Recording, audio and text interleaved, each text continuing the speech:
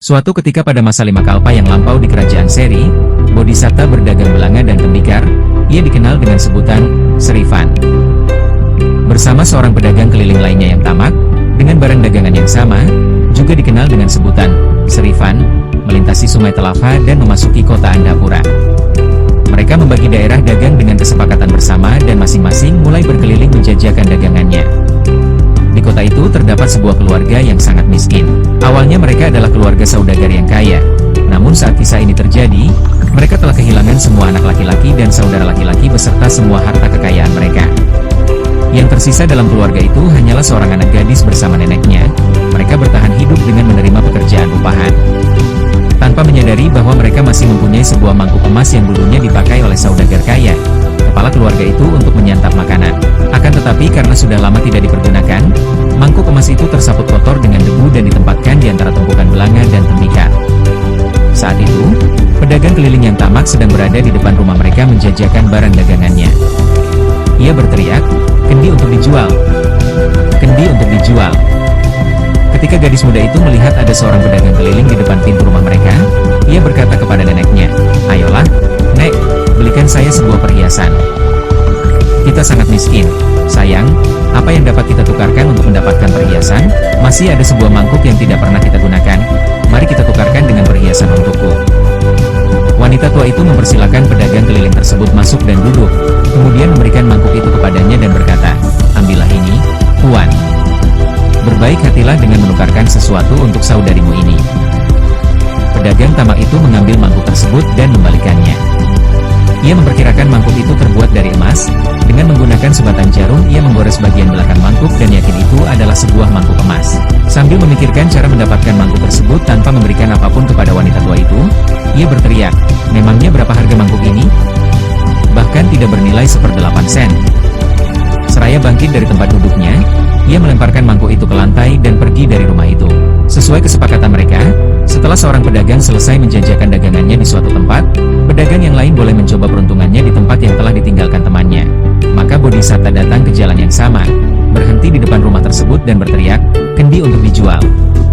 Sekali lagi gadis muda itu mengulangi permintaannya. Wanita tua itu menjawab, "Sayangku, pedagang keliling sebelumnya telah melemparkan mangkuk ini ke lantai dan meninggalkan rumah kita. Barang apa lagi yang bisa kita tukarkan untuk mendapatkan perhiasan untukmu?"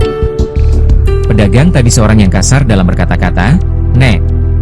Sementara yang ini terlihat baik dan berbicara dengan ramah. Sepertinya ia akan menerima tawaran kita. Kalau begitu, panggillah ia kemari. Maka pedagang itu pun masuk ke dalam rumah. Setelah dipersilakan duduk, mereka menyerahkan mangkuk itu kepadanya. Melihat bahwa mangkuk itu terbuat dari emas, ia berkata, "Ibu, mangkuk ini bernilai 100.000 keping uang. Saya tidak mempunyai uang sebanyak itu." "Tuan, pedagang yang kemari sebelum kedatanganmu mengatakan bahwa nilai mangkuk ini tidak melebihi 1/8 sen. Ia melemparkan mangkuk ke lantai dan pergi dari rumah ini.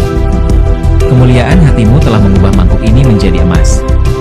Ambillah mangkuk ini, berikan sesuatu barang atau yang lainnya kepada kami, dan lanjutkan perjalananmu." Saat itu Bodhisatta memiliki 500 keping uang dan barang dagangan dengan nilai yang lebih besar. Ia memberikan semuanya kepada mereka dan berkata, "Saya akan menyisakan timbangan, tas dan 8 keping uang untuk saya simpan." Atas persetujuan mereka, ia menyimpannya.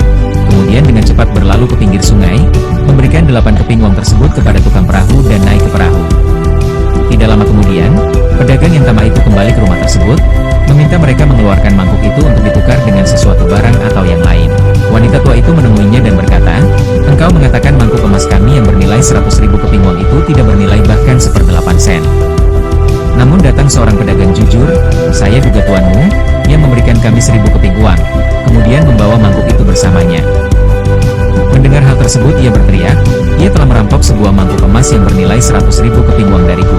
Ia telah menyebabkan aku menderita kerugian besar." Kesedihan yang teramat sangat menerannya, ia kehilangan kendali dan terlihat seperti orang yang terganggu pikirannya. Uang dan barang dagangan dicampakkannya di depan pintu rumah itu. Ia melepaskan pakaiannya. Dengan membawa lengan timbangan sebagai alat pemukul, ia menyusul Bodhisatta sampai ke pinggir sungai. Melihat perahu telah berlayar, ia menjerit agar tukang perahu kembali ke pinggir sungai. Namun Bodhisatta meminta tukang perahu untuk melanjutkan pelayaran tersebut. Ia berdiri di pinggir sungai, hanya bisa memandang Bodhisatta yang semakin jauh darinya. Penderitaan